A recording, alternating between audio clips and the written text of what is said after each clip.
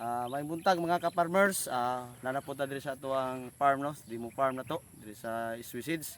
Ang nakita nato diri Matsudos F1 unya gitamnan nato siya og Sugar Deluxe F1.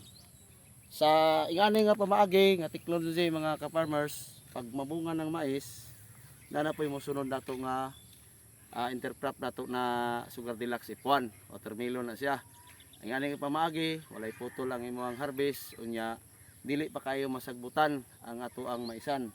So sama ani nga natingala mo nganong hinlo siya. Dako tag pasalamat sa ABC no, ABC company o kang Dong Leonard. Sir, daghang salamat nga imong pagsalig na mo gamit mi sa rocker. Ang rocker no, mo na siya pangsagbot para sa mais. Muna nakita nyo dire, hinlo kay siya. Himsog ato ang mga mais no tungod sa walay kompetensya atong abono sa sagbot.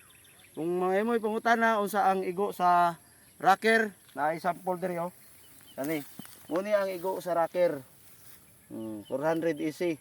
Makita na to, may puti. Puti ang iyahang mga dahon sa sagbot. Dili maepektuhan atong mais kundi sagbot lang yun siya, espesyalista siya sa sagbot, unya dili unya kuan po siya, bugnaw siya sa ato ang panahon sama sa mais, specialty po siya sa mais. O kana lang atong informative karong buntaga, o happy farming, God bless all.